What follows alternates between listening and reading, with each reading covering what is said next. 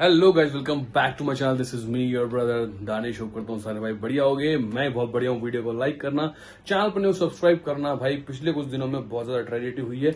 क्या हुआ है क्या नहीं हुआ, क्यों मेरी राइड खराब हुई, जैसे कि आपने देखा था जिसमें मैंने परफॉर्मेंस अपग्रेड करी थी, मैंने आपको बताया था। इवन उस्ताद जी मुझसे निकला था कि तुम स्पीति जा रहे हो, तो ठीक है मैं स्पीति जा रहा था और मैं गया भी स्पीति के रास्ते पे। लेकिन क्या हुआ, क्यों मैं वापसी आ गया, क्यों राइड वाली कैंसिल करनी पड़ी, सब चीज आपको बताऊंगा इसी वीडियो के अंदर। बस फटाफट से ना हेलमेट पहनता हूँ, ब्लैक पेंथर उठाता हूँ और निकलते हैं बाहर। और चलते चलते आप लोगों से बात करता हूँ, बताता हूँ आप लोगों को कि आखिर क्या हुआ, किस वजह से जो है मैं राइड कैंसिल करके दिल्ली आ गया। आए हुए मुझे लगभग 4 दिन हो गए यहाँ पे। लेकिन वही वाली बात है कि इन 4 दिनों में भी मेरी हिम्मत नहीं हुई कि मैं एक वीडियो बना के डाल दूं। तो वही चीज है कि कोशिश कर रहा हूँ कि धीरे धीरे लाइन पे आऊं।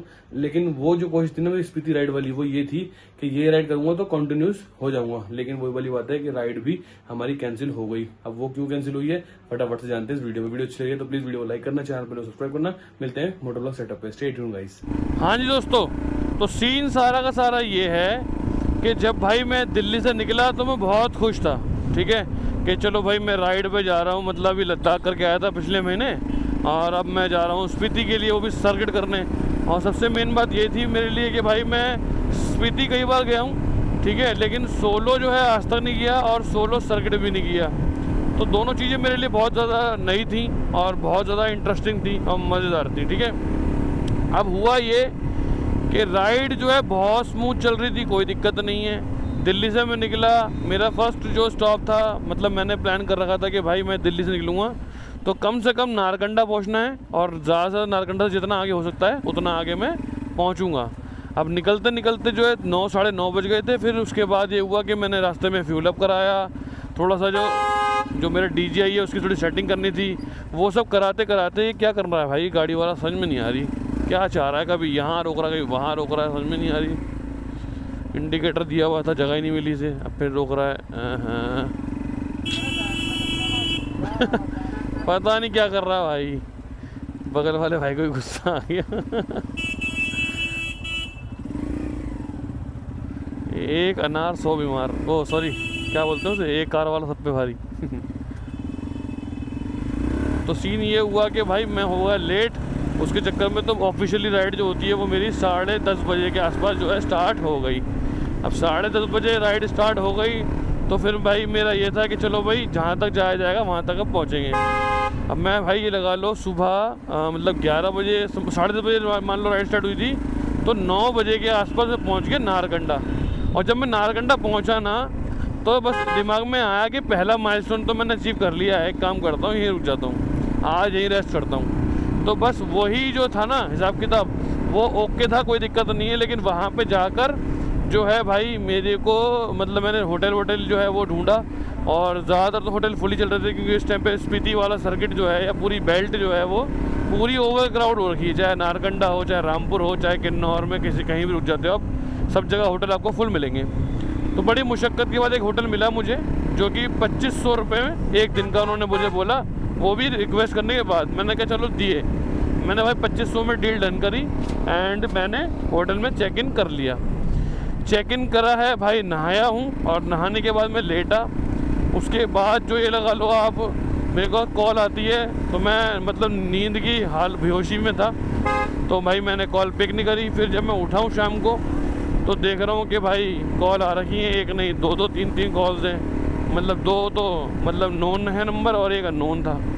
तो मैंने पहले अननोन पे कॉल करा, मैंने कहा, तो उन्होंने बताया कि ऐसे हम इस एजेंसी से बात कर रहे हैं और ऐसे मतलब इवेंट को लेकर।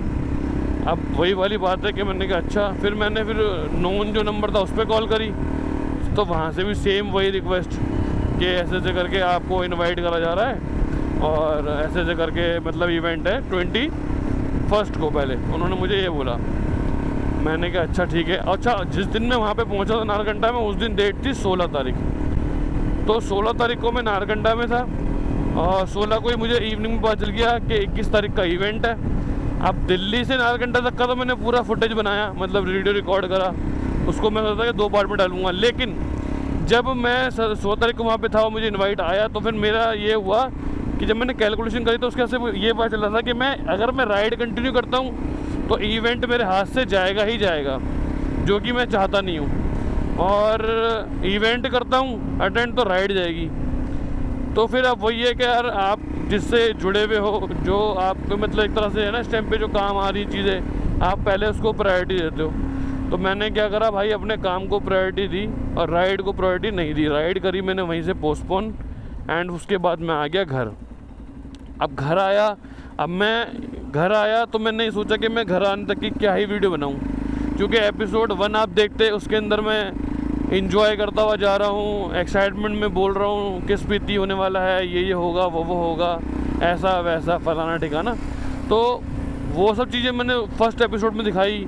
सेकंड एपिसोड डलता उसमें भी आपको वही चीज़ देखने को मिलती, और एकदम से मैं थर्ड एपिसोड में बोलता गाइस राइड कैंसिल हो गई और मैं घर आ गया या घर जा रहा हूँ मैं। तो आपको कितना बुरा लगता है। नो अभी भी आपको बुरा लग रहा हो। बहुत सारे भाई हैं जो लिटरली वेट कर रहे हैं कि दानिश भाई राइड की वीडियो डालेंगे। उनको ये लग रहा है कि मैं अभी राइड पे ही हूँ, क्योंकि मैंने कोई सिंगल स्टोरी बस एक आध स्टोरी लगाई थी, उसके बाद ना मैंने स्टोरी लगाई ना मैंने कुछ करा, मतलब कुछ भी नहीं करा।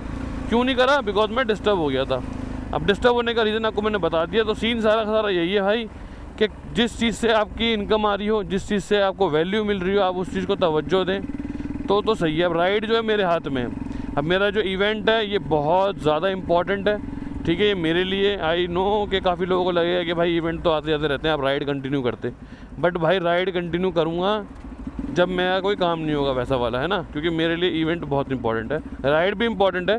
बट आपको पता है कि राइड वाला जो चैनल है दानिश जर्नी, उससे कोई इनकम जनरेट नहीं होती है मेरे को, ठीक है। मतलब कोई मतलब कि चुटर मुटर अमाउंट होता है, वो मेरे मतलब छोटे मोटे कामों में ही आता है, पता भी नहीं चलता, वो खाने पीने में निकल जाता है, समझो इतना अमाउंट आता है। तो जो मेरा मेन चैनल है दिल्ली डीसी व्लॉग, उसके लिए मैं ब्रांड से जुड़ा हुआ हूँ, और जो कि मैंने उसके लिए बहुत मेहनत करी है तब जाके मैं जुड़ा हूँ।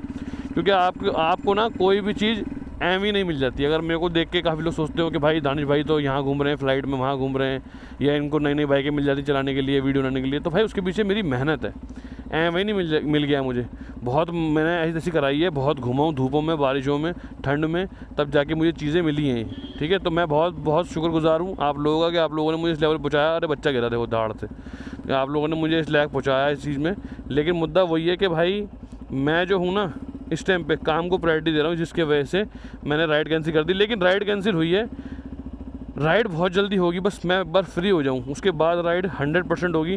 कहाँ की होगी ये आपको बहुत जल्दी पता चलेगा, ठीक है ना। लेकिन मुद्दा ये आता है कि अपनी जो बाइक है, देख सकते हैं जब मैं जा रहा था इसको लेके तब इसका लुक अलग था। लुक की बात करें तो जैसे कि इसमें एग्जॉस्ट कंपनी वाला लगा हुआ था, ठीक है। अभी जो है देखो आफ्टर मार्केट मैंने लगा दिया है। राइड से आने के बाद मतलब कि मैं नारकंडा से जब दिल्ली आया, आने के बाद मैंने जो इसमें सैडल स्टे थे लगे हुए थे, जो टॉप रैक लगा हुआ था, सब हटा दिया। सब हटाने के बाद मैंने वापसी ये वही अवतार में ला दी जो पहले ये थी, देख सकते हैं आप।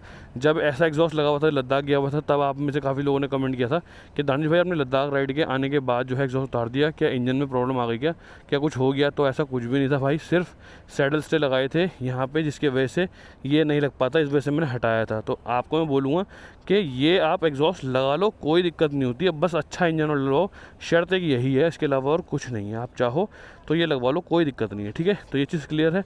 लुक चेक कर लो, कुछ ऐसा रहने वाला है। अब इस लुक को मैं आगे कैरी फॉरवर्ड करूँगा, लेकिन अभी ना मेरे दिमाग में ये चीज़ चल रही है कि जब मैं लद्दाख में था ना, तो इसका जो मैग्नेट कॉइल था जो उस तरफ होता है, जो ख़राब हो गई, जिसकी वजह से आवाज़ भी आ रही थी। तो मुझे कहीं ना कहीं डाउट हो रहा है कि देखो ये जो पाइप है कितना चौड़ा है ना, यहाँ पे आके पतला हो गया है। अब ये जो है पाइप पतला हुआ, अब यहाँ पे मोटा, यहाँ मोटा, बीच में पतला, जिसके वजह से ना पता नहीं क्यों मेरे को, वैसे तो मुझे पता है कि ऐसा कुछ नहीं है, लेकिन फिर भी डाउट होता है। और जब मन में डाउट आ जाना तो उसकी कोई वहम की कोई इलाज नहीं होता है ना।